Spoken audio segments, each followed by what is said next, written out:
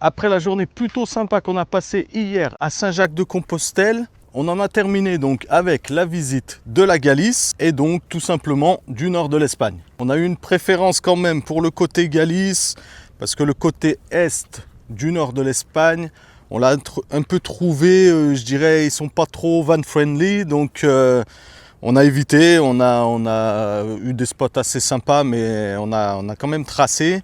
Et donc en Galice, c'est quand même plus sympa. Je trouve les paysages sont quand même plus sauvages aussi. Donc c'est un coin que je te conseille parce que ça vaut, vraiment le détour. Après Saint-Jacques-de-Compostelle, donc on s'est orienté au Portugal. On a passé donc la frontière portugaise pour arriver à Caminha et donc trouver ce spot plutôt sympa. Hein, tu vois derrière moi, on est au bord de l'eau, donc c'est vraiment magnifique. Ça, c'est une belle arrivée donc au Portugal. Aujourd'hui, la mission pour ce matin, c'est de trouver une laverie, donc faire un peu de lessive. En même temps, donc on fera, comme tu as vu dans les dernières vidéos, l'école à Angelina, ça permet de gagner du temps sur ça. Donc la matinée, elle va être plutôt consacrée à tout ça. Et après, en début d'après-midi, on va s'orienter sur la ville de Guimarães pour visiter donc cette ville qui a l'air d'avoir des atouts culturels assez intéressants. Donc nous voilà enfin à Guimarães après moult péripéties. On a voulu se garer donc vers le château principal et on commence à partir avec Chrissy. Tu m'as appelé. Ouais, je t'ai appelé parce qu'elle était en train de tracer. On a repéré un gars. Il Ouais. était en train de regarder une par une les voitures. Ouais, une par une, il tournait autour des voitures. J'appelle Chrissy, Chrissy elle me dit vas-y cours vite machin et tout. Bah ouais. C'était vers le camion à ce moment-là. Ouais, il était vers le camion. Et du coup, ben, on a eu du mal après à retrouver un. On s'est dit attends, on va.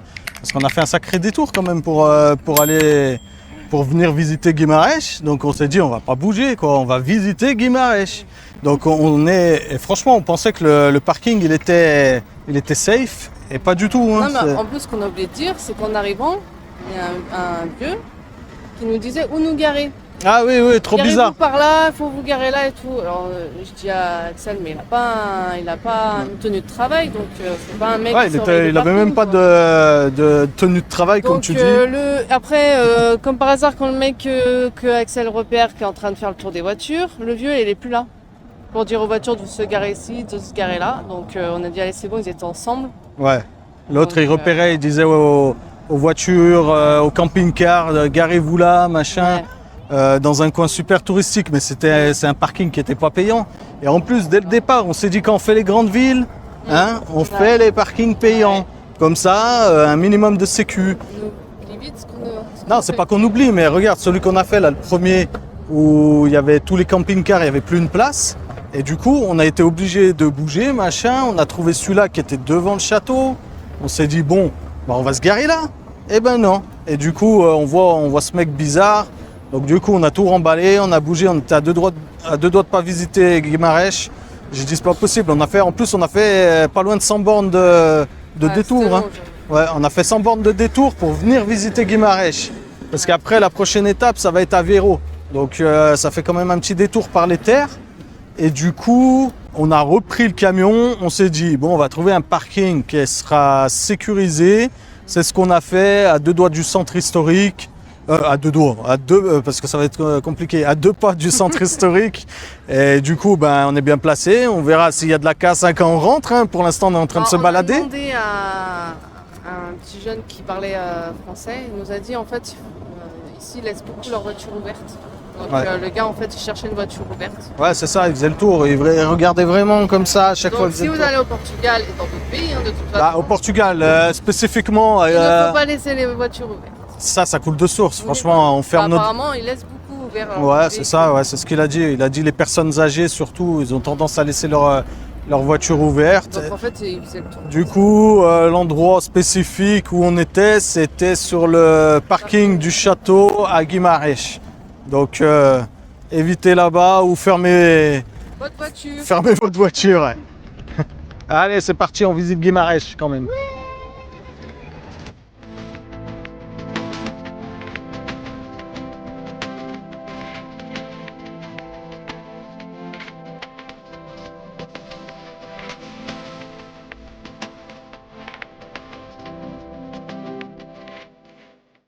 Voilà, donc notre journée à Guimarães se termine.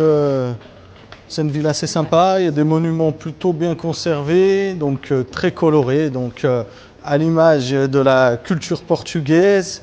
Là, on passe sous le Arco do Amor, donc il faut se faire un petit bisou.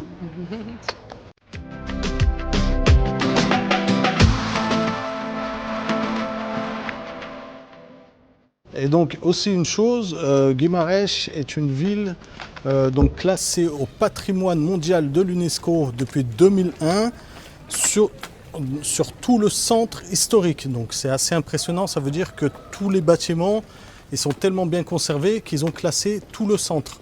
Donc, et ça se voit. Hein. Donc là on voit même ici, là, on arrive devant un bâtiment qui est assez sympa, je vais vous le montrer. C'est que des bâtiments bien conservés comme ça. Donc si tu as l'occasion de faire un petit tour par Guimarães, n'hésite pas, à part, pense à bien te garer sur le bon parking. Et ça devrait... Et ferme ta voiture et ça devrait bien se passer.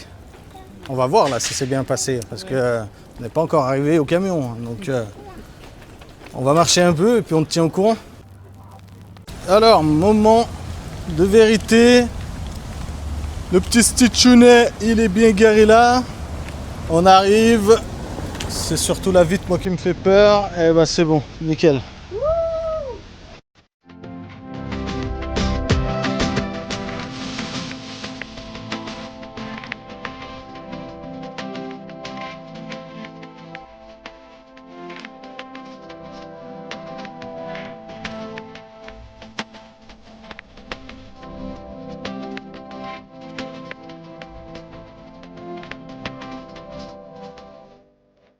Aveiro, surnommée la Venise portugaise. Et j'ai l'impression que sa réputation, elle a dépassé les frontières parce que là, vu comme on a galéré à se garer, hein. Ouais, c'est clair. C'était dur. Hein. Dur, on a mis combien de temps?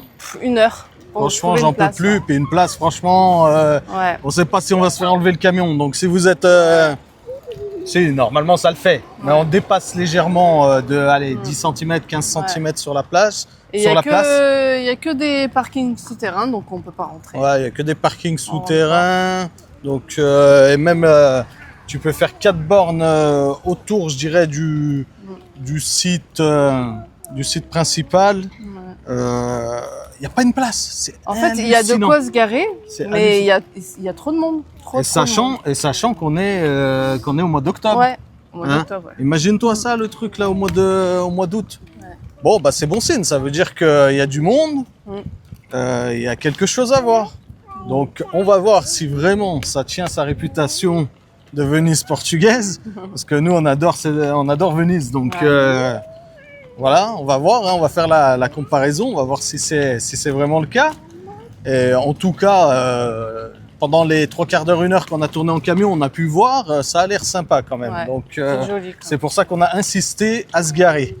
Voilà. Au bout d'1 heure. Au bout d'1 heure, on a trouvé, voilà, on est des vaillants. Ouais, on n'a pas lâché. On n'a pas lâché, on lâche rien, nous. Donc c'est parti, on va visiter Aveiro.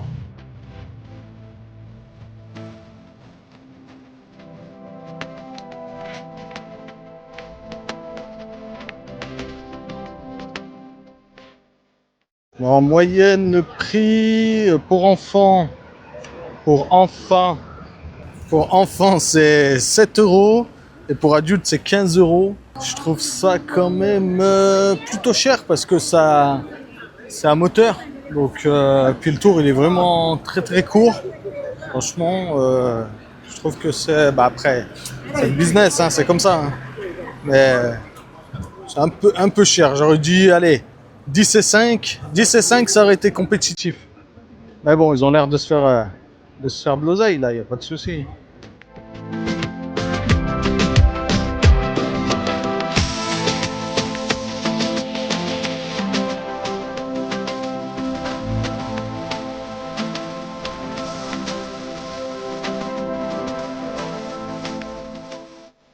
On a éternisé un peu la journée à Aveiro et on a pris des avos mol. Et Chrissy, elle va se faire un plaisir de goûter ça. Hein? Et bien sûr, nous, on a fini dans un pub irlandais. Tu vois? Donc c'est du jaune d'œuf cru avec du sucre, sirop, machin. Je vous mettrai un bout de la recette juste là, par là. Alors c'est bon? Non. C'est pas bon? C'est dégueulasse. Du jaune de cru, en fait, t'es en train de faire du sport, quoi. T'aimes bien, toi? Ouais, trop bien. Toi, t'aimes bien tout ce qui est pas bon, toi. C'est normal. Ouais, moi, ça va. Elle aime bien Lana. T'aimes bien Lana? Mais elle, c'est un évier, c'est normal. Elle aime Elle bien, mange hein? tout. J'en mangerai pas des kilos, mais franchement, ça va, c'est pas dégueu. Ça va. Peut mieux faire. Donc ça, c'est la spécialité de Aveiro. Donc, on a goûté la spécialité.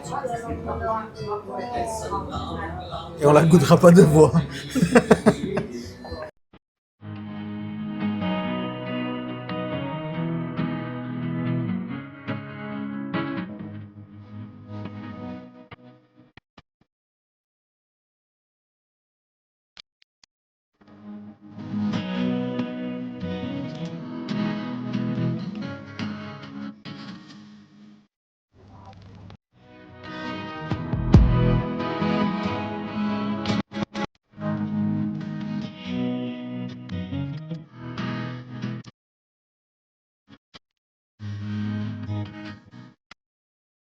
Bon, là, on est à Nazaré sur la Praia de Norte. Donc, c'est la plage mythique avec où il y a eu la plus grande vague jamais enregistrée.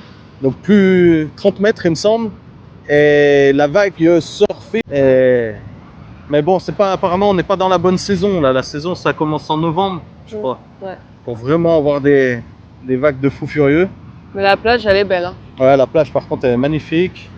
Avec des surfeurs, là, ça doit être sympa à voir. Ouais, ouais. Pourquoi? Tu veux voir les surfeurs Ouais. sont habillés? Normalement, les surfeurs sont pas torse nu. Hein. C'est quoi ces histoires encore? Donc je me méfie. Moi, je vais plus sur les plages de surfeurs là, parce qu'avec elle, là, elle va. Bah, il y aura plus de place dans le van à la limite. Hein. C'est nickel. Ça y est.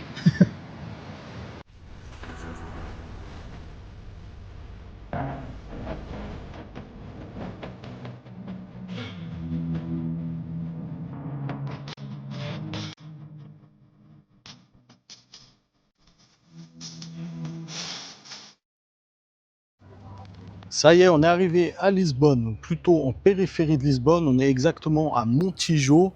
Pourquoi Montijo? Parce qu'apparemment c'est assez compliqué de se garer et de circuler donc en van ou en camping-car à Lisbonne, et c'est pas très safe apparemment. Donc il y a plutôt de la. J'ai lu sur des blogs qu'il y avait de la casse donc à Lisbonne. Hein. Il y avait pas mal de vannes qui se faisaient cambrioler. Donc on a voulu un coin safe. Là on est dans un espace, donc c'est une communauté internationale qui est plutôt à la cool. Hein. On est dans une ambiance un peu Woodstock. On peut se poser où on veut. On peut faire un feu là, tu vois, par exemple derrière. Tu te poses. Ton van, il est sécurisé. Donc par contre tu es à Montijo, donc Montijo faut prendre là un Uber. Nous on va prendre un Uber pour aller jusqu'au ferry, et du ferry de Montijo ça coûte je crois 3 euros et des brouettes. Donc 3 euros et des brouettes, tu es à Montijo, tu prends le ferry pour aller à Lisbonne. Il y en a pour 25 minutes et tu arrives vraiment pratiquement dans le centre historique de Lisbonne. Donc c'est ce qu'on va faire. Je vais te montrer tout ça et donc on va aller ensemble à Lisbonne.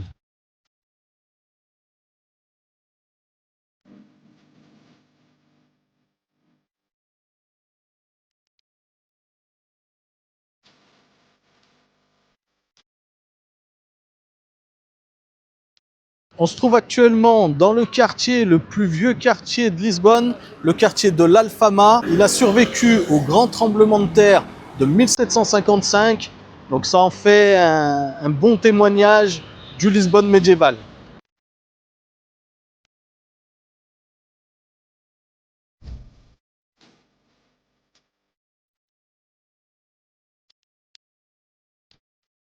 On est allé voir le mirador principal de la ville, et franchement, La vue, ouais, elle est magnifique. La vue, elle est magnifique. On n'a pas souffert pour rien. Hein. On a grimpé. Hein. C'est Ouais. les escaliers, là, c'était quelque chose. Ouais. Ouais. Chrissy, elle avait le cœur Wow. qui palpitait. Pas l'habitude de faire autant de sport. Ouais, mais t'as vu les escaliers, là, c'était Ouais. quelque chose. Hein. C'est quelque chose. Quand on appelle ça la Lisbonne, la ville aux 7 collines, Ouais. on comprend pourquoi.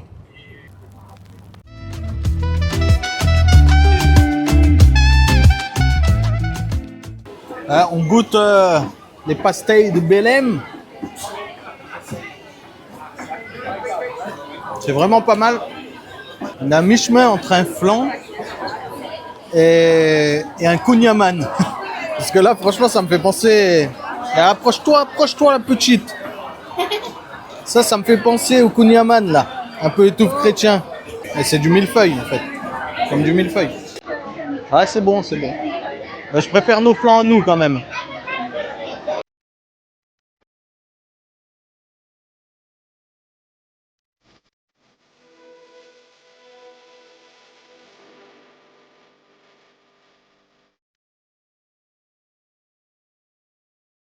On est de retour à Caïs do Sobre. Donc c'est les quais d'embarquement pour les ferries. Donc apparemment, on peut prendre un train régional d'ici pour aller à Belém. Donc il y en a pour 7 minutes pour voir la tour de Belém, hein, bien sûr. Donc on va essayer de trouver ça. Et on vous tient au courant.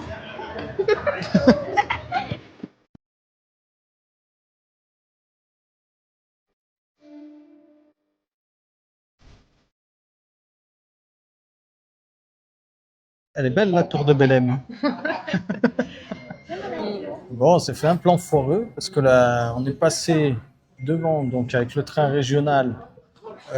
Déjà, on a loupé un arrêt, donc ça nous a permis de voir que la tour de Belém, elle était en travaux, mais monstres, des échafaudages tout autour, machin. On la voyait pas. On ne voyait pas, c'était même pas la peine. Donc quand on est revenu, hop, on a tracé, on est revenu au quai du ferry. Et donc là, on va prendre le ferry. Lisbonne, ça a été... Ouais, c'était sympa. Franchement, il y a une good vibes. C'est super sympa. Et voilà, donc bonne note pour Lisbonne, mais on n'a pas pu tout voir. Donc un peu déçu pour la tour de Belém. Mais bon, c'est pas grave. On reviendra un jour. Ouais. On a vu pas mal de choses quand même. Exactement. On est fatigué, donc ça se voit qu'on a des têtes de déterrés. Ouais, c'est pour ça, On là, a on est... beaucoup marché, beaucoup grimpé. Et, Hein. Ouais, maintenant, franchement, ça grimpe, hein, Lisbonne, ça grimpe. Hein. Préparez-vous physiquement, il faut y aller très physiquement, hein, les gars. Autrement, bah, faut prendre des téléphérique. Non, c'est pas des téléphériques, on dit n'importe quoi, c'est des tramways. Tramway. Voilà, tu prends les tramways, autrement, c'est même pas la peine. J'ai cru que j'allais cracher mon cœur.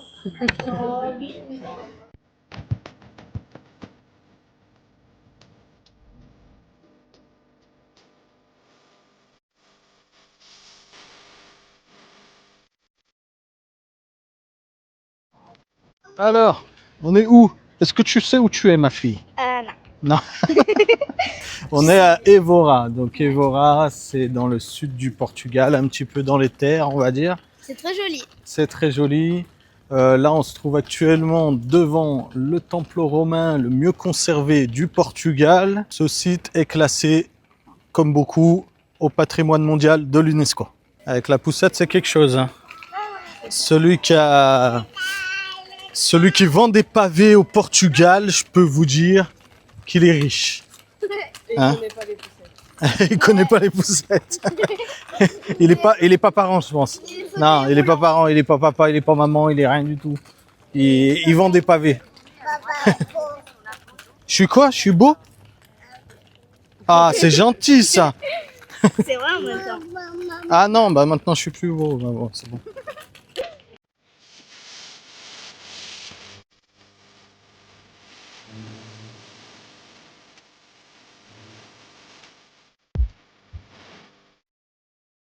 On cherche une chapelle plutôt spéciale, la Capella dos Ossos. Et le mec qui a décoré ça, faites gaffe, ils ont décoré ça avec des des os humains. non, humains. Alors le mec il était perché, hein. Franchement, fallait pas traîner dans le quartier. Hein. Parce que je suis en train de décorer la chapelle, les gars, mais avec des os humains. Bah, on va aller voir. Hein. C'est un peu macabre, hein, mais on va aller voir. C'est super pour Halloween, ça. Ouais, pour Halloween, ouais, on est dans l'ambiance Halloween là, c'est nickel. La chapelle, super sympa. Par contre, on nous a interdit de prendre des photos et de filmer. Entre-temps, j'ai pris quand même 2-3 photos, donc je vous mettrai ça avec. C'est réellement des ossements humains et c'est un truc spécial à voir. Hein. Franchement, tu le vois pas de partout. Ça, je pense pas dans toutes les chapelles du monde, à mon avis. C'est un décorateur assez spécial. Les rues de Séville, où la route s'est transformée hier en fleuve. La batterie nomade, regarde, elle est juste là. Nous, quand on va en Andalousie, on amène l'apocalypse avec nous.